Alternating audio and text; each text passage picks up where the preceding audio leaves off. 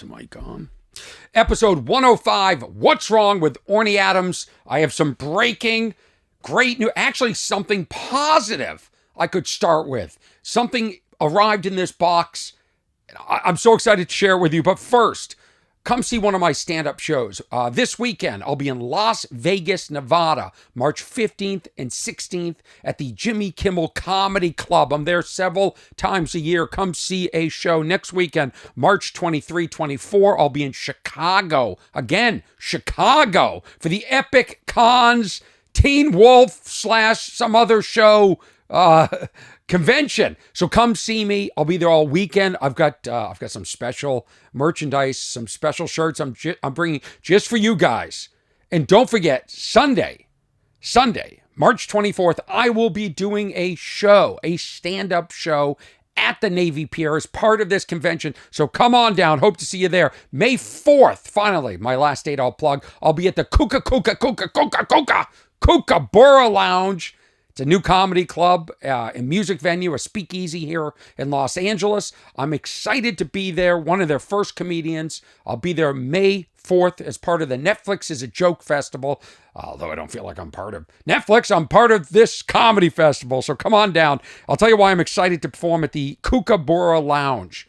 It's an Art Deco showroom. This is from their website. Equipped with JBL Harman sound, Martin lighting, AKG mics, and a Roland baby grand piano on stage. If that doesn't say they care, then I don't know what does. Look at this.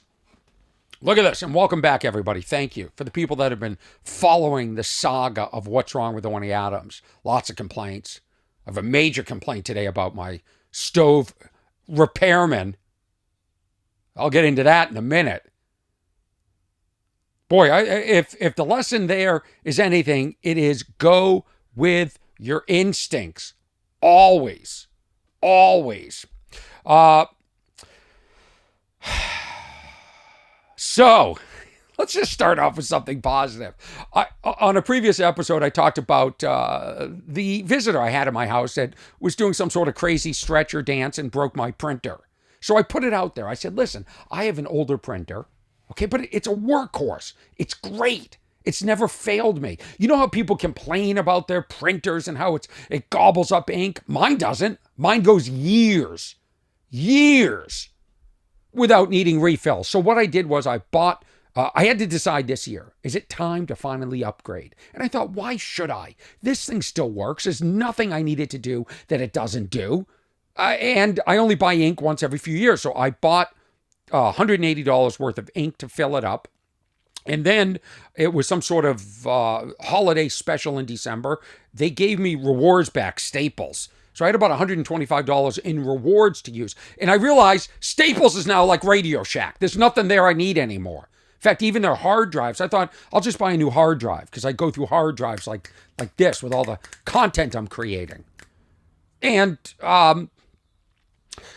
so there was nothing I wanted. I don't need pens and papers. I still have plenty of that. There was nothing. So I thought I'll just buy more ink for this printer. It's like an 8600 or something. So now I have about 6 years worth of ink. And this guest comes over. She starts flailing her arms. Breaks my printer.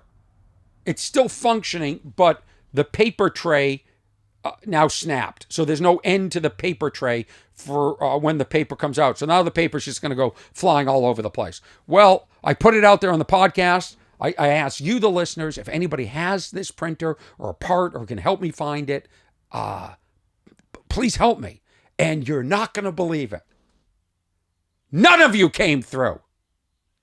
None of you. Not one listener helped me. But I did find on somebody in Northern California that was giving away the exact printer. And I said, listen, I don't need the whole printer. And I can't pick it up because I don't live near you. But I just need this one part. And I sent him a video of how to take the printer tray feet out. In fact, I'll show you what it looks like. This is it. This is all I needed. Okay? So if you look here, if you're watching the video, see how this comes out? This is supposed to have, where is it? I guess I threw it out. It's supposed to have a little lip here so it catches the paper. Well, my guest just broke that off. So this is the old one. It's been replaced. I want to thank this guy. And he's restored my faith in humanity. That for zero cost, he took the time to take this part out and ship it to me. I like something went right. I can't believe it. And here's the other thing. The guy won't take any money. I offered to send him money. I offered 4 times. I have it in writing 4 times. I said, let me at least send you money for the shipping. He said, I don't need it. I don't need the money. Just happy to help. I can't believe there's people like this left on this earth. What's his name, Kev? You know his name. You're listening to his podcast. My printer is fixed. Put that box on the floor over there. So thank you to that kind gentleman that fixed it. And I'd like to send you something. I don't know if you listen to this podcast. I'm open. My listeners could help me figure out a unique gift. Maybe I should find out if he has a new printer and if he needs ink for that one. That's what I should have used the Staples coupon credits for. Look at this. I'm printing out the papers right here for What's Wrong with Orny Adams. This is the episode. These are my notes. That's right. I do a lot of printing. Now I got 6 years of ink. So this podcast is going on for at least 6 years. I want to thank you, the listeners. I want to thank everybody that watches this initially on my Patreon. Thank you for supporting me. I appreciate it. It means a lot. I want to thank the people that watch it on YouTube and everybody that listens to it. This is available immediately for free online, the audio. So I don't want to hear any complaints. Creating a lot of content. You know, I spend all day just creating content that doesn't yield an income. I that's how much I enjoy what I do. Most people don't enjoy what they do. Yeah. We'll get into that in a minute. A lot of people apparently are still living off their parents. I'm not too sure why nobody wants to work. Work fulfills your soul, gives you purpose. But yeah, I'm at some point, I don't know what happens in life. You know, who was I talking to about it? Oh, Bill Burr. He said, hey, it's all content now. It's all crowd work. It's all, and you know, I didn't want to tell him, you know, I'm still doing that.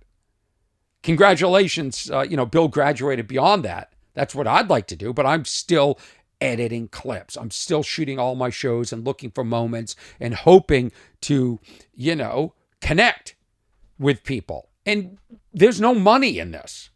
Okay. So I'm taking my special, which now has five, waving at the camera, 5 million views on YouTube. 5 million. I'm now, it breaks my heart. I'm now breaking it up into like 1-minute clips and putting them up on TikTok, Instagram, Facebook, YouTube, you know, every form of, even that stupid one that Meta started that I can never remember, Ribbons, whatever that one's called. It breaks my heart to break this up. And it's so near and dear to me. In fact, I should have been doing this 4 years ago, but I didn't have the courage. That's the truth. I did not have the courage to break up my special. And now I am a little bit late to the party, but I'm doing it. And I got to tell you something. I actually hired somebody who's doing a great job. What I do is I edit the clips. I get them down to the exactly as I want it. Sometimes I edit out a sentence, or sometimes the crowd reaction is too strong and too long. I edit that out, and then I send him exactly the clip, and then he adds the titles and the subtitles and makes it look very contemporary, and it looks great on my feed. So you can go to my Instagram, you can go to my TikTok until America makes that illegal and takes that away, and you can see all these 1-minute clips now. And it was kind of fun because I did shows this weekend, and I thought, wow, if people go to my social media now, they'll see a really, you know, professional presentation of my special, and maybe that will get them to go see my special. Maybe they'll pass the clips around. Maybe they'll come see a live show somewhere else. I don't know. I don't know. But I will say this. I have a lot to say. I didn't realize I had so much to say. I thought I'd be out of here by now, to be honest, on this episode. Though I got to tell you about this stove. Putting up those clips Like, when I went to publish the first clip last week, I felt sick. Like, I felt... It's weird. I have a weird attachment. Like, I take this very seriously. Like, a clip just isn't a clip. It's like a part of me. Like, aren't there cultures in Africa or in the Amazon that believe if you take their picture, you're taking a part of their soul? Like, I believe that. Like, I believe I want to share part of myself with you, but I'm not sharing all of myself. I want to have my own life. And maybe that's why I'm not, as widely known as other people. I think I've told the story about Robin Williams, and one night when we worked together in Mill Valley, California, and how he was completely naked, literally. Hairy and naked, an Oscar winner. And I was there thinking, don't take your shirt off because you might look, you're not in perfect shape. There'll be pictures of you with your shirt. There's no pictures of me with my shirt off. There's parts of my life that I protect. And if I haven't told that Robin Williams story on the podcast, I should. It's one of the most amazing nights of my career where I instantly bonded with Robin Williams. And what a tragedy, the end of his life, and just no one like him. No one like him. I remember as a kid, anytime he was on whatever show, if he was on a Tonight Show or Letterman, I would have to watch it because of his spontaneity. You didn't know what he was going to do. And I thought that was amazing. So the printer's fixed. Oh. Look at I got to show you a picture of my trash cans. I got a real problem with this. I don't have dogs. Historically, have not been a dog person. But now I've come to love dogs through somebody else. Like somebody else that has dogs. And so, but what I don't like is when I put out my trash cans, they're out there for less than 12 hours. I don't like people putting their dog shit bags in my trash cans. The little green bags of shit. That's your dog, your shit. Get it out of my cans. Hey, I'm like the old guy, get off my lawn. But I really am. You put out your cans, and I wash my cans. I keep them clean. I try not to put food in there. Like, if pickup is on Monday, I don't put raw chicken bones in there on Tuesday. So even if you just put your dog shit, I love that word, shit. I like to hit that T hard. Shit. Even if you just put it in there, even though the trash hasn't been picked up, there's residual smell. Plastic will hold smell. In fact, during COVID, and maybe one of the reasons I can't eat mustard anymore, I have a cabinet above my, wait till you hear the stove story, above my, where is this one above? It's above the refrigerator. Excuse me. Just went through puberty. And it's a big one. And I'd have paper towels up there. And for a while, I was storing during COVID food on one side, paper towels, and laundry detergent. And that laundry detergent smells so fragrant that it actually got into the canned goods. It went through the canned goods. Or jars, like a jar of mustard. I could taste the laundry detergent. It tasted like November rain. It tasted like lavender, whatever the smell was going on. It got into, I had salsa and I'm going to throw up. I can still taste the laundry detergent. It's so, don't think your dog crap in my can, even though it's only there for a few hours, there isn't residual smell. There is. And the worst offenders are the people, I'm looking right into the camera, I'm talking to you, the people that put the dog shit in your can after the trash has just been picked up. Now what am I supposed to do? Now my can's empty. One of my favorite things is taking in an empty can. And there's your little green bag of shit. Shame on you. Shame on you. So I put, look at this. I put on the trash can. It's a sign. I'm going to put it up on the screen. It says, no dog shit. Thank you. Or please. No dog shit, please. And I thought, I can't be the only one who's having this problem. So I went on Etsy, and they actually make professional decals for the cans that say, no dog poo. They cleaned it up. I said shit because I wanted to look crazy. So then I just hand wrote one. Look at it. No dog shit, please. Exclamation. And I put it on the can, and I go, this looks like a crazy person. This looks like somebody that's going to come out swinging a bat. And I have 3 security cameras that are on that point. So now I'm gathering intel.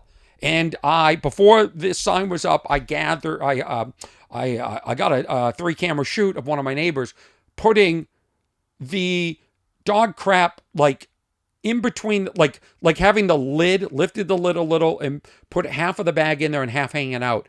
And I contacted him and I said, hey, could you not, do you mind not putting your dog shit? I don't know if you see, there's a sign coming that's going to let you know how crazy I am.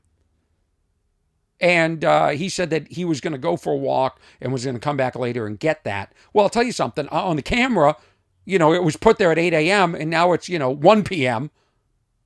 They collect the trash late here and it's still there. I don't know if that math makes sense, but he wasn't coming back for it. I caught him. Can't do anything anymore. We have cameras everywhere watching us. Don't lie. So now, no shit, please, sign on my trash cans. I'll let you know how this works out. I'm sure some people are going to defy my wishes and my sign just because of the sign is there. They're going to show me, right? They're going to show me. But I got cameras on it, and I'll monitor. Kind of sad about this. Nobody cared that it was a leap year. Nobody talked about it. Nobody made jokes. Just was so consumed with so much, bad things in the world that we don't have time to concentrate on the things that really matter, like leap year. Leap year happens once every 4 years, and I don't know why we're not all talking about it and coming together via leap year. It used to be a big deal. Leap year. So here's what happened. I was in Sarasota, Florida, and let's see. I did. I'm just going over everything I've done so I don't forget anything else. Okay, leap year. Yeah. So this is really one of the main reasons I wanted to do this episode today. In fact, I could have done the whole episode around this. When I was in Sarasota, Florida, at McCurdy's Comedy Club, a gentleman by the name of Rich came up to me and he handed me something. It's a military coin. It's called a challenge coin. And I think you get this when you're on a mission. I haven't fully read the email he sent me. He sent me this email a couple of weeks ago. Right after, I said to him, he presented it to me after the show. And I said, listen, this is too much of a responsibility. Like all of a sudden people are giving me stuff in the last couple of weeks. Remember 2 episodes ago, Jim Clemente gave me an FBI pin. Now I've got veterans giving me challenge coins. I have from my friends at NASA sent me a pin made from part of the engine, from the Artemis engine, one of the space shuttles, which I'm going to give to my cousin. I'm going to give this to her because she's a NASA freak. And I asked my friends at the NASA. I said, "Is it okay if I give it to my cousin?" They said, "We'll get you another one for you."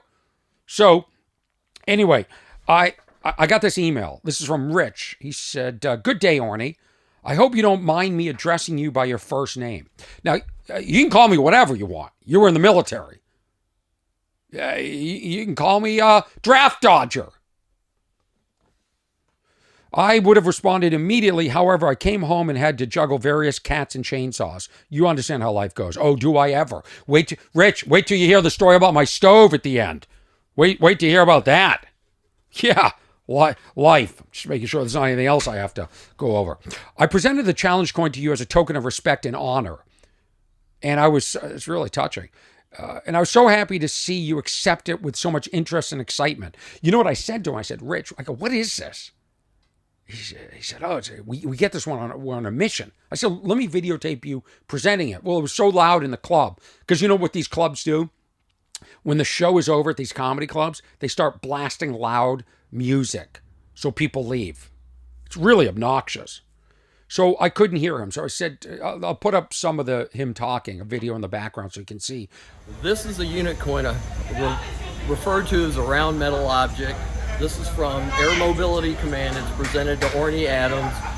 He'll keep it, and this is something that we keep in our pockets, and they're challenge coins, and when good buddies get together for a beer or lunch and somebody pulls their challenge coin out, whoever doesn't have their challenge coins gotta pay. But I can't pull out the coin. Well, if you're with the right people, you can. How did you earn that coin? By being in Air Mobility Command. So I said, send me an email so I understand completely what you've given me, because I feel like this is something weighty. This is something that maybe your kids or your grandkids would like. So I said to him, listen, if you ever want this back, just let me know. Now, I'm not giving back the FBI pin that Jim Clemente gave me. That I'm keeping.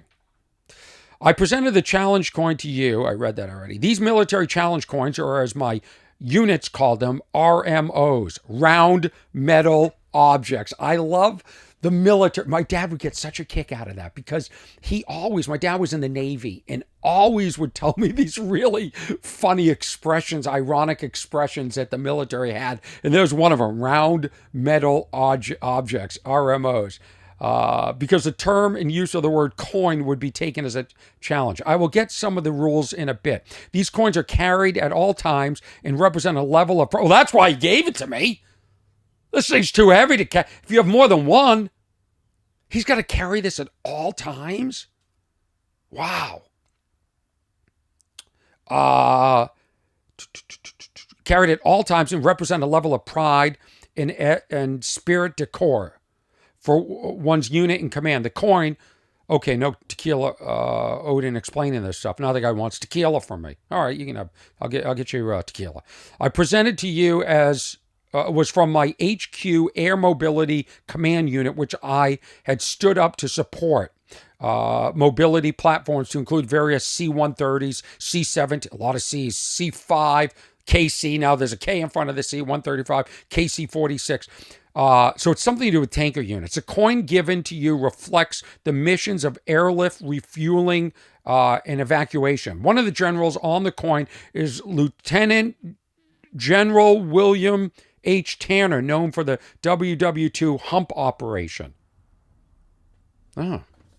The Berlin airlift and the Korean airlift. It's fascinating. He says, I've seen 3 of your shows personally and watched your specials on numerous occasions and brought and shared your performances with family and friends. And during several of your shows, you've expressed a respect for the military members. I sure do. Sure do. At age 18, you wouldn't have me over there fighting. I was chicken shit. Now I'm fired up. Get to a certain point, you're like ready to fight. Talking about my special, the Fighting 40s Brigade. Should have people over 40 in flip-flops and Hawaiian shirts over there fighting. Because we know what we're fighting for now. But we send these kids over. Like when you look at how young people are in the military, in these uniforms, they don't know what's going on. It's amazing. So to have that courage at a young age, much respect for our military.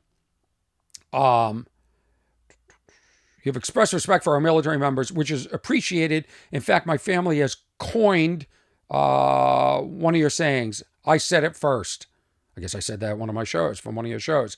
The various twists of the rules, but essentially what happens is, and I'm not gonna read all the rules because there's 1, 2, 3. I mean, it's very specific. You have 10 to 15 seconds to present your challenge coin. You have to have a time limit. The military is very into timing. A challenge is initiated by presenting your coin, holding it up, and typically slapping it down on the table or surface and expressing that a coin check is being made. The sound of the coin on the table surface gets people running to show the coins and get a drink or a meal of, or they have to get a drink or meal of their choice. So it's and it goes on for pages and pages. It was loud when you tried recording our conversation. I was happy to see you enjoy appreciate the gift. You are not being tracked. Oh, I didn't even think of that. That might be a tracking something in this coin. Military might be on to me. You are not being tracked. As you impart your energy from the stage to the audience, may the laughter and applause continue to feed in your return. The perfect, stay awesome, stay blessed, and let me know if you want to do a podcast at some point down the road. Okay. All right, Rich. All right. Well, I appreciate it. So I now have, a challenge coin. I'm going to ask my dad about this, round metal object, RMO. And I've got my FBI pin.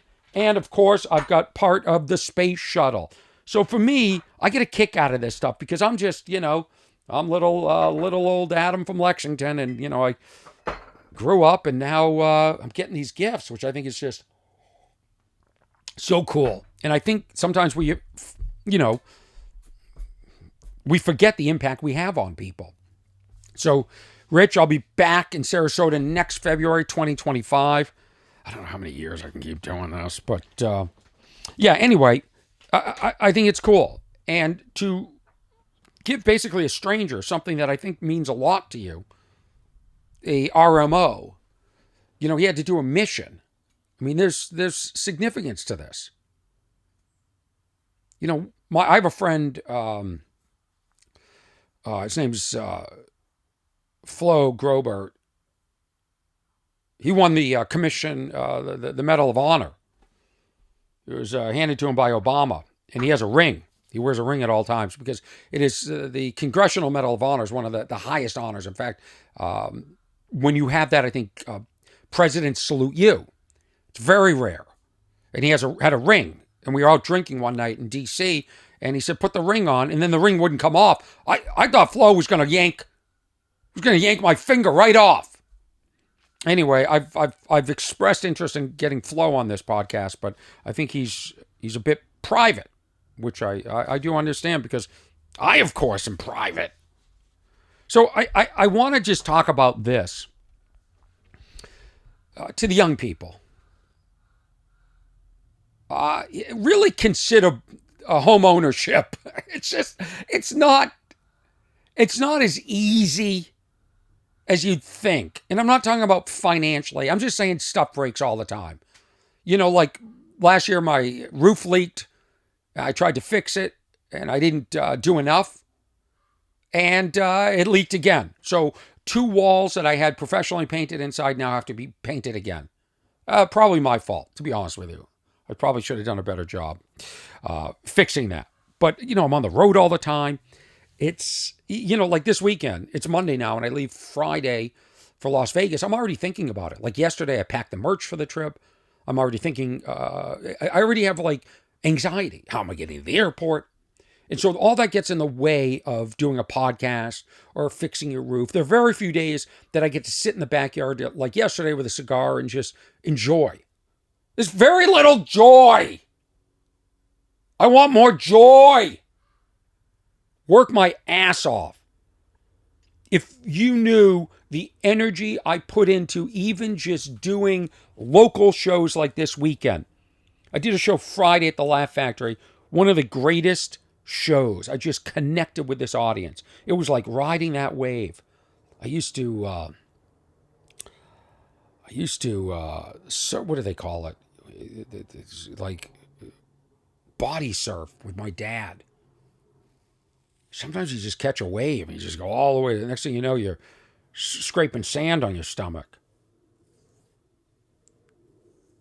Those were the fun days. But now, I find very little, I just find myself working. It's like I'm having a massive midlife crisis where I just feel this need to get everything done, give it one more shot.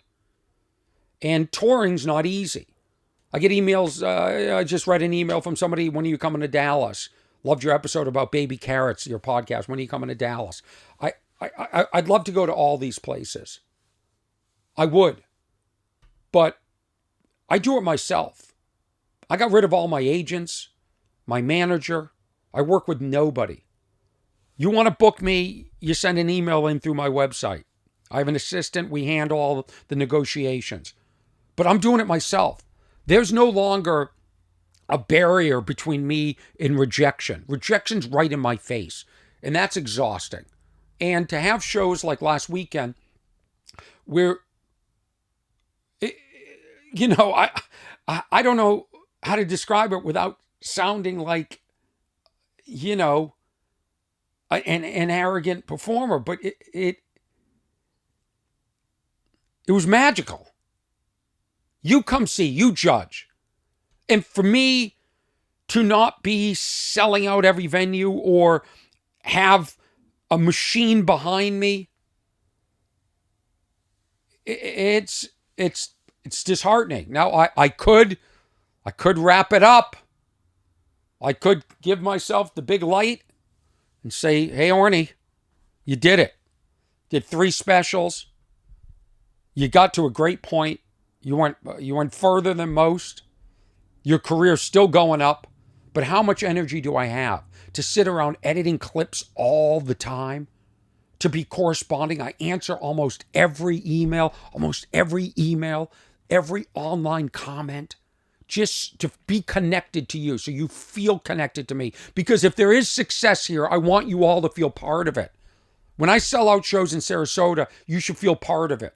When it's packed this weekend in Vegas at the Jimmy Kimmel Comedy Club, you should feel part of it. When my show, the Netflix is a Joke Festival, when my show sells tickets at the Kookaburra Lounge, May 4th, I want you to feel part of it. Because my career would be dead. If the gatekeepers were in charge, absolutely, I would have been out for whatever reason. I don't know why. I don't know why there are certain comedy clubs like the Comedy Store that won't work me. I don't know why. There's certain clubs that won't book me. But on the other side, there are plenty of people who do. And there are plenty of venues that will. And there are plenty of people that believe. And then there's you, the democracy. The people who get to go on and vote by watching one of my videos, by passing it along, by writing reviews, by sharing, by coming to the shows. You know, if anything, we should be anti-gatekeeper nowadays. Really. And to me, this is part of the fight. And part of me wanting to shed everybody and do it myself, although it's exhausting and it's literally killing me inside. I feel my organs drying up like a raisin. I do it because I want to prove that I can do it. I can do it on my own. And I can do it with just you guys. That's part of it. That's part of it. So when, Mike, it's Mike, right? Gives me this, Rich gives me this challenge coin. Okay? When I make friends like Jim Clemente, when I meet you guys after the show, when I hear how you're going through a tough time and just one podcast episode meant a lot to you, I get it. Okay? And it makes me really, really enjoy life until I go outside and somebody's put it's a fresh dog shit bag in my newly emptied trash cans. I got to tell you about my stove. Holy cow. I'm telling you, young people, really, really think long and hard about buying a home. Buying a home, I love saying I own a home, but it's like, the minute I come back from a trip, I'm confronted with all my in-home problems. Everything that's got to be fixed, It's like, there are very few times like yesterday, like I said, you can sit outside and smoke a cigar. Usually you look at me and you go, wait a minute, what's that crack on the wall? That's new? Or, look at that weed. I want to go pull that weed. Because there's always something that needs to be done and fixed. And it's really hard to find people. Like I said, I've been trying to find somebody to help me fix the roof. People don't show up. I have friends that have offered to help, then they don't show up. Like, I don't know what it is with people promising to do something and then they don't do something. Like if Orny Adams says he's going to do something, he's going to do something. That's why like, I'll say no. I asked, should I say his name? There's a comedian that he's older than me and was married to another comedian. Anyway, I've asked him. I see him all the time. I'll see him at a show this week. Does all the little dinky shows. You know, like I'll do Yamashiro's. My friend Jay books that. I'll do that as a favor to him, and he'll be there. And I thought, well, he'll do my podcast. I know I'm not Howard Stern. I know he's on Howard Stern all the time. Anyway, this person's not even returning my he's pretending like he's not even getting my text messages. And then I email. Then somebody said try an email. So then I email, doesn't return that. So I know it's full of shit. By the way, most people. I reached out to somebody else today, a very famous person. Be interested to see if they respond. I actually work with them on a Tonight Show. Be interesting to see if they respond. Most of this stuff gets through. Most famous people, and I'm not saying I'm famous, but they're pretty bored. And they like the validation. They want to know what's going on in the streets. They want to know what you think, okay? This person's not returned. So what I'm saying is I'm an adult. So when somebody says, hey, we do my podcast, I say, hey, listen, I'm not doing podcasts right now. Or that's not for me. Or I don't like to expose myself too much. But I give an answer.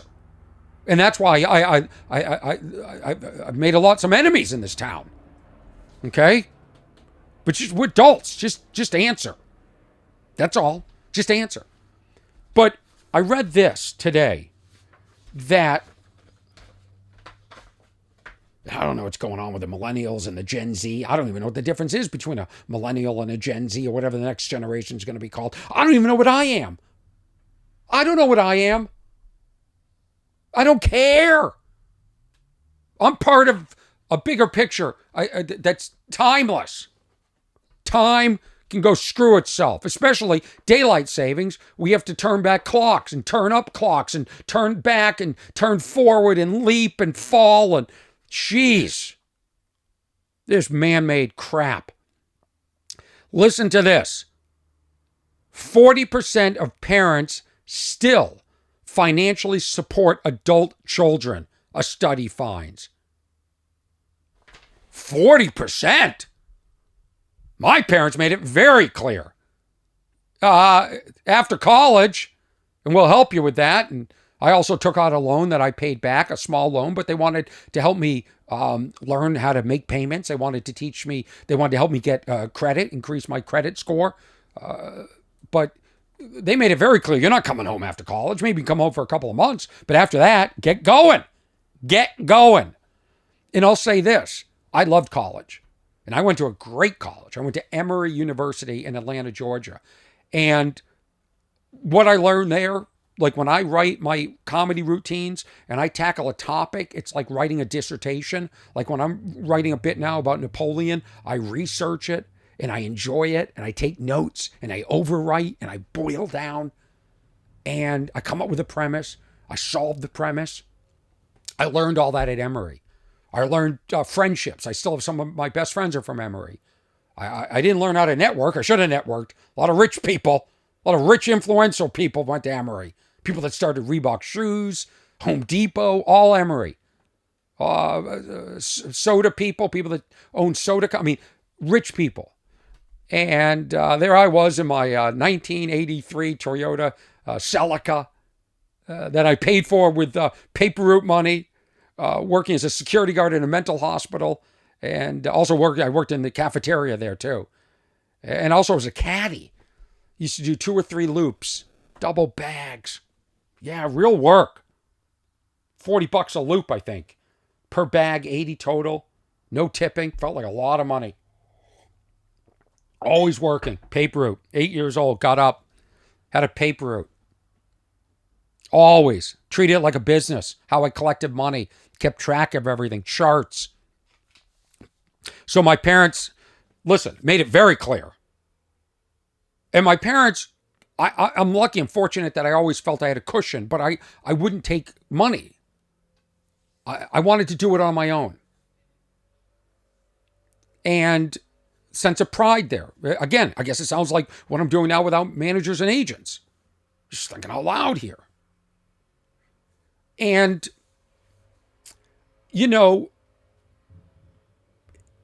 I knew that I could go home for a little bit, but you do whatever it takes to make the ends meet was what was conveyed to me.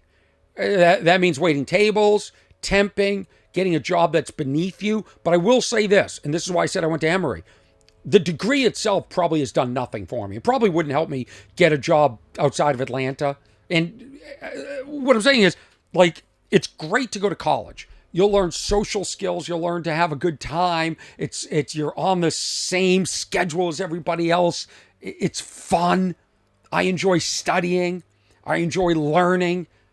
But the degree itself, unless it's in a specific degree, like a business degree, law degree, medical, right? I don't know how much it helps you. I don't know how much incurring this debt helps the young people.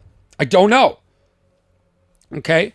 But this is what the millennials and Gen Z are confronted with now, which I'm empathetic to. Not only are their wages lower than their parents' earnings when they were in their 20s and 30s, after adjusting for inflation, but they are also carrying a larger student loan balance.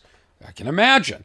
Those parents are shelling out $1,384 a month on average, the report found.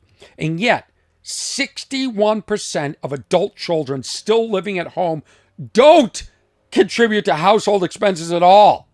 That's amazing. Now, listen, I'll be honest. If you're, this is 18 and plus. If you're 18, I can understand still being at home. 19, 20, 20. I get that. I can get, like, I was on my parents' health insurance until I was in my early 20s, and that helped me. So I understand that type of support. But if you're 30 and living at home and not contributing, we got a problem. We got a problem. We got a real problem. Got to move out and get a home like me and deal with leaky roofs and my stove. Wait till you hear this story. God, I don't even have the energy to tell it. I have a homeowner's insurance policy for appliances only. You don't pay much. I had it when I bought the house. The person I bought it from gave me a year. I think that's some sort of like ritual or tradition. And so within that year, my dishwasher broke. And the insurance company paid for it. They actually bought me a new dishwasher. I have a great dishwasher. I have one of the best dishwashers in the world. Quiet. It's a Bosch. And then my air conditioning heating unit broke. And they came out and fixed that. So I thought when they reached out and they said, hey, we'll give you a deal. We'll give you for another year, try it for this amount. I signed up for it. It's been several years since I had it. And my stove broke. And I thought it would be as pleasant and seamless as the, boy, my eyes feel heavy, as the dishwasher and the heater, but that isn't the case. So immediately I call them. I say, hey, one of the burners on my stove isn't working. They said, we'll send somebody out. They assign you to somebody immediately. I get the name of the appliance people that are coming out to evaluate my stove and tell me whether it's covered. I go on Yelp. They have 1.6 stars out of 5. 1.6. What does that tell you? With 300 reviews. That tells you we got a problem. So I start reading the reviews, right? Let me read some of them. Okay? This company, I won't say the name of the company, but trust me, I'm going to write a scathing review. And I will, with the insurance company, I'm not going to say their name. I will be relentless sending in negative information about these people. I will, until I find the person that can make sure they never work with these people again. That's how fired up I am about it. And yes, I already have, I've talked about in this episode that I'm already burdened with a lot and I have a lot of anxiety by all the things I have to get done. But to me, this is part of your civic duty, is reporting bad service. Reporting when you buy a product and it sucks, you should write a review. You should write a review on Yelp about these people because it is important. It is important that we police, and it's the democracy that could elevate my career should be the democracy that brings what am I trying to say? Brings down bad elements. Here are some of the reviews on Yelp. Sent by the warranty company to diagnose my washer. gave 2 false reports stating nothing was wrong with a completely dead washing machine. I insisted on getting another company out who diagnosed as needing at least $500 to repair it. Therefore, do not use this company. Now, what you're going to figure out is I had the exact same situation. Here's another review. A tech looked under my washer for about a minute, said it needed a new transmission because the current one was wearing out. And he said he'd file a report and see what was covered. A week later, I see my warranty has closed my claim with no word from so-and-so. When I called them, they said the tech filed the problem under misuse instead of normal wear and tear. Here's another one.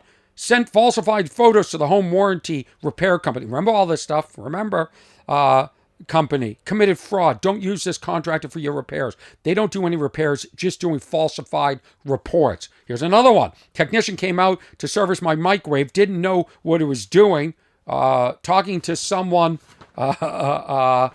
on the phone, didn't explain anything to me and left. I got a notification from the warranty company saying my claim was denied because it wasn't caused by wear and tear. Total scam, exclamation mark. Here's another one. I would give 0 stars. I was assigned this company through my home warranty. Contractor was rude, communicated poorly, and was in a rush. Reported to my home warranty that the microwave issue was not due to normal wear and tear, which voids warranty coverage. How convenient for them. How convenient for them. The warranty company, right? Is the warranty company in on this? That's what you have to think. Here's another one. This company was called out for a refrigerator repair through such and such warranty company. The guys came out and stayed about 3 minutes. Proof on my Ring camera. I looked at my Ring cameras too to see how long they had stayed. And barely looked at my refrigerator. He told us he'd check with the insurance company and give them the diagnosis. However, instead he closed the ticket. Here we are days later with no word from the insurance company. So I decided to call back on the status. And was told the ticket was closed because my refrigerator was within a 5-year warranty, which was not true. He never asked how old the refrigerator was or the model or serial number. On top of that, I was charged a $100 service call for him to come out and do absolutely nothing. I have filed a complaint. Here's another one. Sent falsified photos to the home repair company. Committed fraud. Don't use these contractors for repair. Did I read that one already? Sent falsified photos. So here's what happened to me. These people came out. One guy came out. Okay? Young guy. And he didn't know what he was doing. Okay? He opened up the stove. He looked at a few things, had to call somebody, and the person told him what was wrong with it. And I know what's wrong with it. It needs a potentiometer, whatever that is, and a new valve. So it needs to release the gas. There's no gas being released. And I love the stove. It's old. It's probably 15 years old, maybe older, but it's before everything was digital. There's no real computers in there, and it's gorgeous and sturdy looking. It's a Thermador. It's a really expensive, like, chef's stove. So if they had to replace it, it would be, $5,000 to $10,000. So the guy comes out, looks, he doesn't know, but he actually diagnosed it correctly because I have a friend who fixes stove, and he told me it's probably what's wrong with it. And he could tell by how I described it. So this guy opens it up, and he says, files a report with my insurance company, and they say, your stove is covered. They're ordering the parts. When the parts arrive, they'll come out and fix it. And the kid told me he's going to have to bring a senior technician. Now, what you have to understand is, before I get too deep into this story, the minute I was assigned this company, I called the home owner's insurance company and I said, listen, could you please assign me another? This is day one. I file the report. I get the name of the repair people, and I Google them, and I look on Yelp, and I read these reviews that I just read you. I call them and I say, please, every review is negative. They have 1.6 stars, which is almost impossible. They seem like a scam. All they do is misdiagnose things so it voids the warranty. And they said, well, listen, I don't know what their Yelp reviews are, but internally they have great reviews. We get great feedback. Please just give it a try. If you don't like them, we'll send somebody else out. Well, the guy comes out, diagnoses it, and it seems like everything's going great. They order the parts. Takes about a month. Now I've been without my stove for a month. And by the way, you have this insurance, but there's you have to pay per service call. It's $125. So I've paid for these people to come out. Now, cut to last week where the guy is coming back and he's bringing the senior technician. They're supposed to be there between 8 a.m. and noon. So I block off the time. I make sure I'm home. I adjust my schedule. Well, what do you think happens? I get a call from the dispatcher who's basically rude and dismissive and said they're going to be coming at 3. I said they can't come at 3. I'm doing the Conway show on KFI at 5. I didn't tell them that, but I have to leave at 5.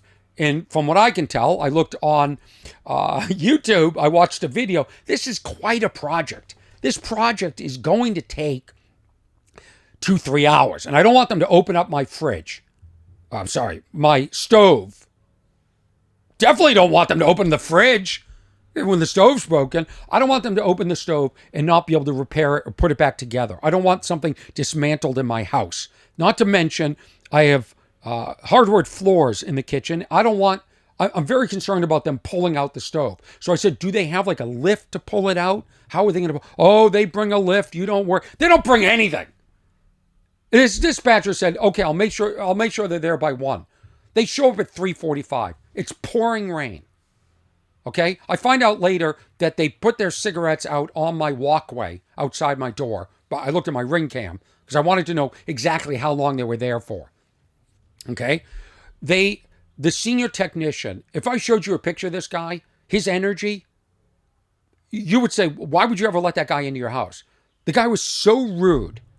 And he said, I said, hey guys, I spoke to your dispatch an hour ago. I said, we can't start this. I have to leave here in an hour and 15 minutes. And we're just going to have to reschedule. And they just looked at each other and, I said, so when can we reschedule? I got the feeling they weren't going to reschedule. So the senior guy said, could I just come in and take a look and see how serious the problem is? But he said it in a much more ruder, off-putting way. And this is the mistake I made, was letting him in. And what he did was, he unscrewed one plate, the easiest plate, not where the whole stove is with all the wiring. One plate where he took the knobs off, unscrewed this one plate, and he looked and he said, you have a mouse. That voids the warranty. Now there's no mouse. There's no droppings. There were little pieces of paper that were in the ridge, and I think it's from using a paper towel and cleaning that they went in there. I don't know. I didn't own this stove originally. It came with the house. But there were no droppings. Maybe there was little pieces of burnt food. Okay?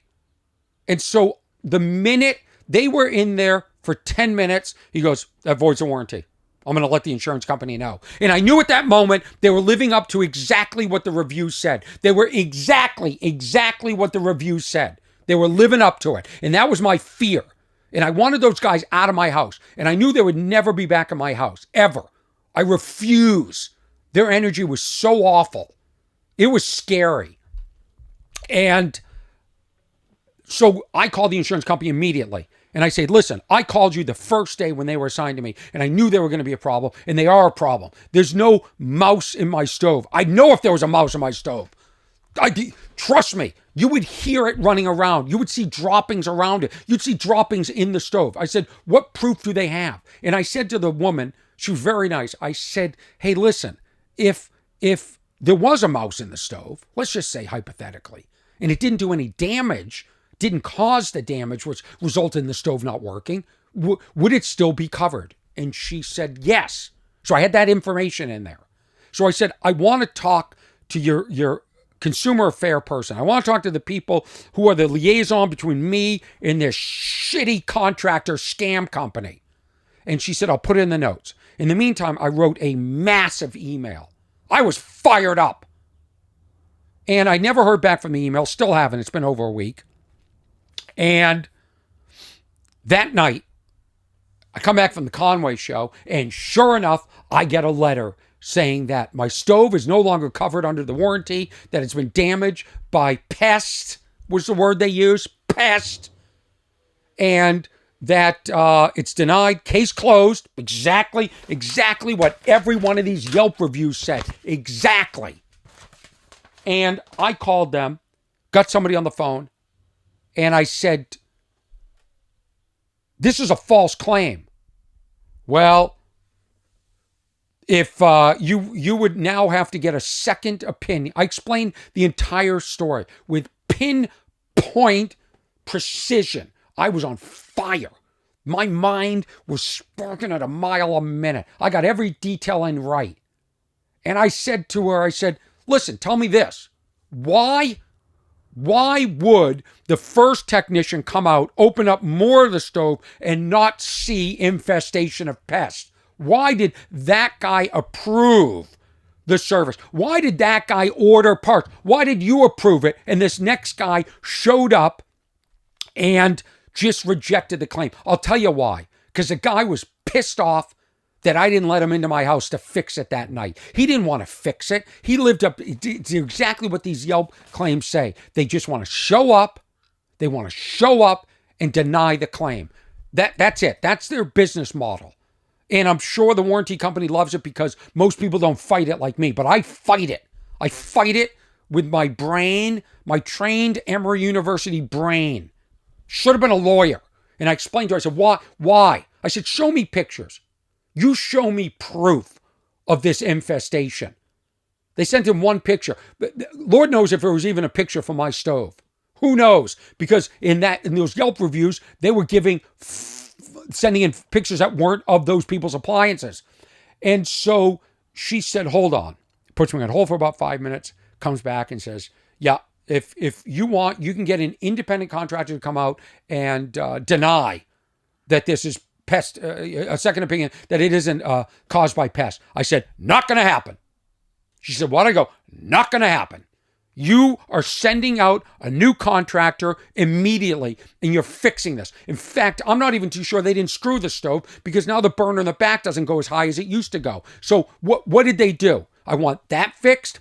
I want my $125 back, and I want to be refunded. She goes, I'm sorry, sir. I go, not going to happen. Get me to your supervisor now. Now. I've been nice enough. Who do you work for? You work for me. You don't work for that contractor. Read the Yelp reviews. I'm sure you're well aware of the scam that they're running.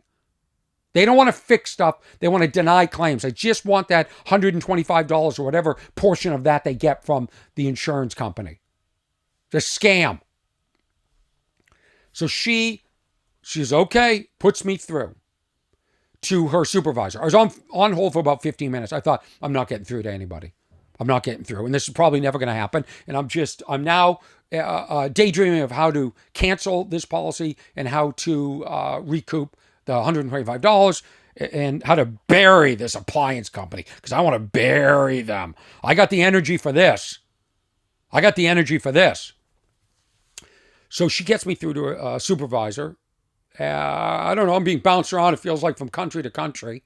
And, there's also, you get a feeling that there's some resentment from these contractors that are coming into your house. They resent your house. They resent you. You get that feeling too. I don't like that they know where I live. There's part of that too. And certainly if I was a woman, I wouldn't have opened the door. I'll tell you that much. So I get the supervisor. The supervisor is chomping, eating, okay? Trying to make the sound. That's all I hear. And I said, hi. Hey, are you familiar with my case? No. I said, would you like me to explain it? He said, sure. I said, or would you like to read the notes? Because you'll see I called in the first day when I was assigned these contractors. I got a real problem with them. And you'll see I called in immediately after they left before you even rejected the claim. And now I'm calling again. And so I was a little nervous. I was just put off by his energy. And I explained the story the best I could. And the best piece of evidence I have is why would they approve? Why would the first guy approve the service and then the second guy? I said, I'll tell you why. Because they were late. They were hours late. They couldn't believe I wouldn't let them in, and they don't want to do the service. That's how they do it. And he said, well, you need to get a backup. You need to get another technician or a contractor in there, and they need to write a report and send it to us. I said, it is not happening. You are sending, and I just kept saying that over and over and over. And he put me on hold, and he came back, and he said, we're sending out another contractor. And I thought, here we go. And then they sent me out the other contractor. I was all excited. And then I Googled those people, and there were no reviews. There was nothing.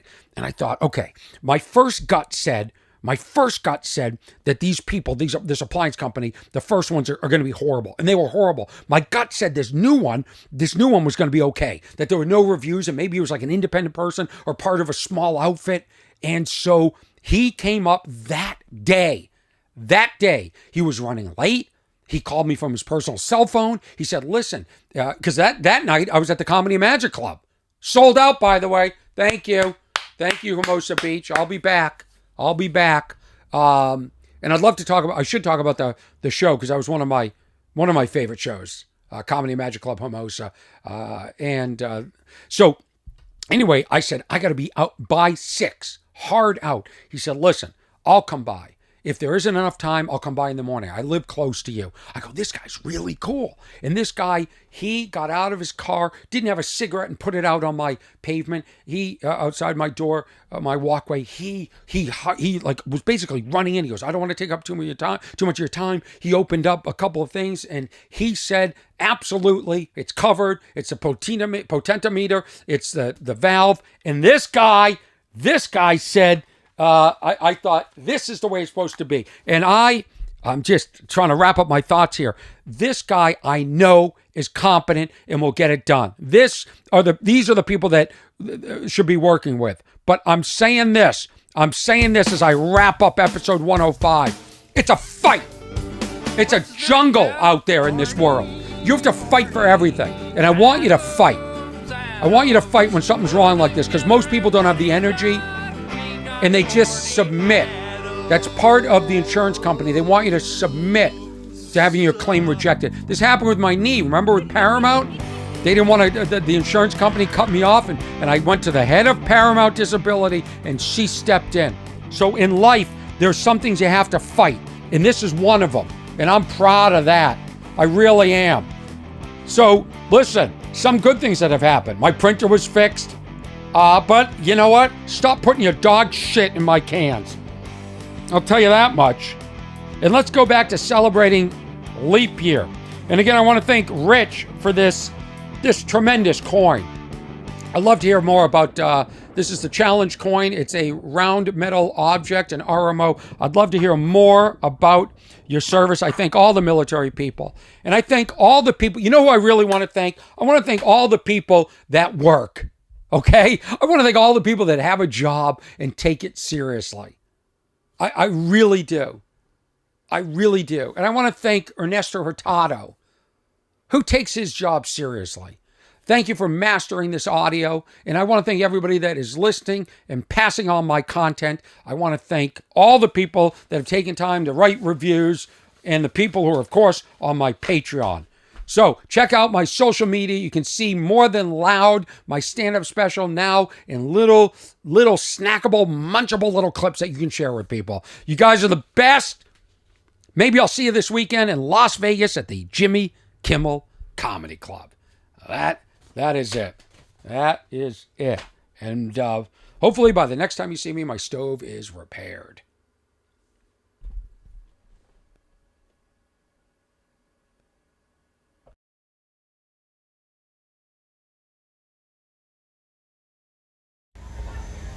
This is a unit coin referred to as a round metal object.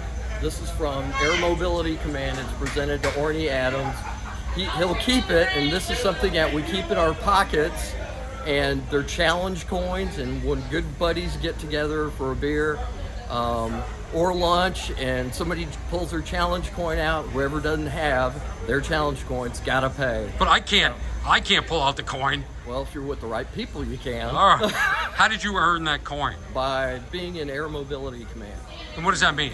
Air Mobility Command takes care of the nation's C-130s, KC-46, the tankers. They are the movers and shakers for the Air Force to support all the And other what was the final services. mission that you did that you got the score? The last one was the KC-46 Pegasus effort. Thanks, dude. Send me an email because it's